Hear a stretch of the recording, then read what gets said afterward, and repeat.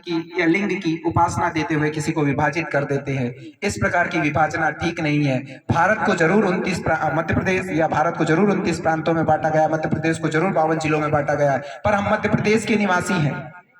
जब बात बुंदेलखंड की आती है, जब बात चरण पादुका कांड की आती है, 14 जनवरी 1921 की आती है, तब ये जो मस्तिष्क है वो सिहर उठता है। वो इसलिए क्योंकि हम हमारे स्वतंत्र अधिकारों की मांग कर रहे थे उर्मिल नदी के किनारे, और वहां पर आकर जनरल फिशर ने किसी भी प्रकार की चेतावनी ना देते हुए अंधाधुंध गोलियों की फायरिंग कर दी गई, जिसमें सैकड़ों लोग, चूंकि बताया मंचा सिंह ने कि केवल 6 लोग ही शहीद हुए थे। मैं बता देना चाहूंगा क्योंकि अंग्रेज के द्वारा कमेटी गठित की जाती थी और वो कमेटी लंदन में अपनी रिपोर्ट भी रखती थी और भारत में भी रखती थी कि किसी भी प्रकार की निरंकुशता को भारत में ना दर्शा जाए, इसलिए कमेटी में केवल 6 लोगों को शहीद बताया गया, जबकि सैकड़ों लोग शहीद हो गए और कई लोग घायल हो गए। किसी ने अपना पैर खोया, किसी ने अपना हाथ खोया, किसी ने संपूर्ण शरीर को खोकर मृत प्राय शरीर को भी इस शरीर पर जिंदा रखा।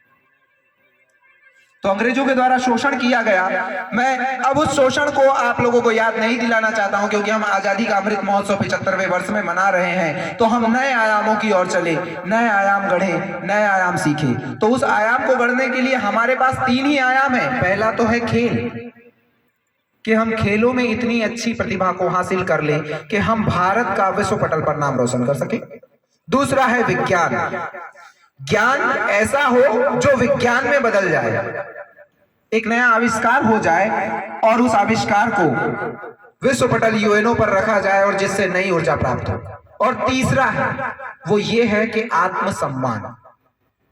आपके पास विधा है, आपके पास विज्ञान है, और अगर आपके पास आत्मसम्मान नहीं है, वो आत्मसम्मान इसलिए कि अगर भारत आपको शिक्षा प्रदान करता है, भारत की शिक्षा नीति अगर आपको शिक्षा प्रदान करती है और उसके बाद आप इस देश को छोड़कर अमेरिका, ब्रिटेन, जापान, यूएसए कहीं पर भी शिफ्ट हो जाते हैं या चले जाते हैं, तो आपने आपका आत्मसम्मान केवल आपके आर्थिक विकास को रखा, केवल भारत के आर्थिक विकास या भारत के आत्मसम्मान के बारे में नहीं सोचा, आप अपने जीवन यापन के लिए सोचने लगे। अर्थात आपका आत्मसम्मान भारत के प्रति होना चाहिए, भारत माता के प्रति होना चाहिए, हिंदुस्तान के प्रति होना चाहिए। अगर इस प्रकार का आत्मसम्मान आपके हृदय में है तो आप जरूर इस देश का चहुमुखी विकास करेंगे, विश्व पटल पर पुनः इसे विश्व गुरु के रूप में स्थापित करेंगे। और यही आशा हमारे देश का युवा से भारत के मार्गदर्शक रखना चाहते हैं। माननीय प्रधानमंत्री नरेंद्र मोदी जी के द्वारा आजादी का अमृत महोत्सव 12 मार्च 1930 को प्रारंभ किया गया, जिसे 15 अगस्त 2023 को समाप्त किया जाएगा। केवल इस आजादी के अमृत महोत्सव को समाप्त करने से अगर आपकी आजादी समाप्त होती है तो ये कदाचित ठीक नहीं, आप इसे आगे बढ़ाएंगे। माननीय प्रधानमंत्री जी के द्वारा इसकी समयावधि घोषित की गई है, किंतु आपके द्वारा इसके संस्कारों को आने वाली पीढ़ी तक लेकर जाना है, ताकि वो आने वाली पीढ़ी तक लेकर जाए। एक संस्कृति बनेगी, एक शिक्षित संस्कृति बनेगी। आप लोगों से एक प्रश्न पूछना चाहता हूं, खासकर पोस्ट मैट्रिक बालक छात्रावास के बच्चे चुप रहेंगे क्योंकि उन्हें पता होगा।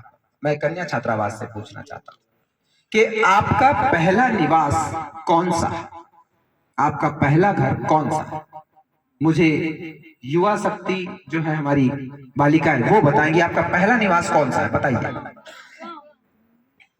मैं कहना चाहूंगा कि आपका पहला निवास गांव ना होते हुए, आपका घर ना होते हुए, माँ की कोख है जिसने आपको 9 महीने पेट में पाला और वो भविष्य भी नहीं जानती थी कि आप बड़ा होकर उसे माँ कहेंगे, पैदा होकर उसे माँ कहेंगे या नहीं कहेंगे।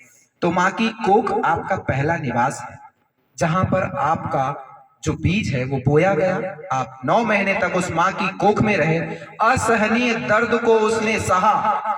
ऐसी स्त्री का अगर कोई सम्मान नहीं करे तो मैं उसे इस धरती पर रेंगता हुआ कीड़ा नहीं, उसे मैं बहुत कुछ गलत भी कह सकता हूं।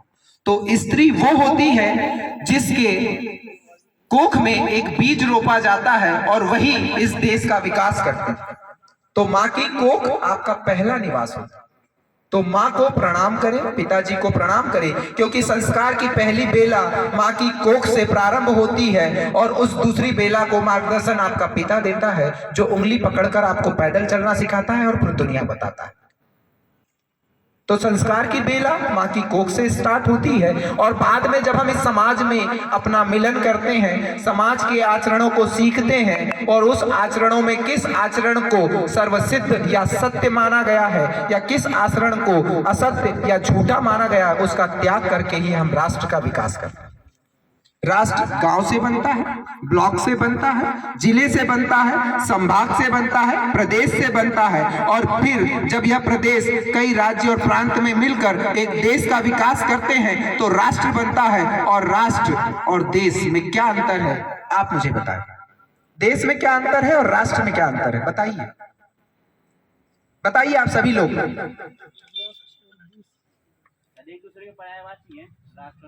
चलिए, यह एक प्रश्न है और इसके लिए माननीय साहू जी इनाम से पुरस्कृत करेंगे, आप लोगों को पुरस्कार देंगे। राष्ट्र और देश में क्या अंतर है यह कोई मुझे एक लाइन में बता दे, बताइए। पहले आप बता दीजिए, बताइए।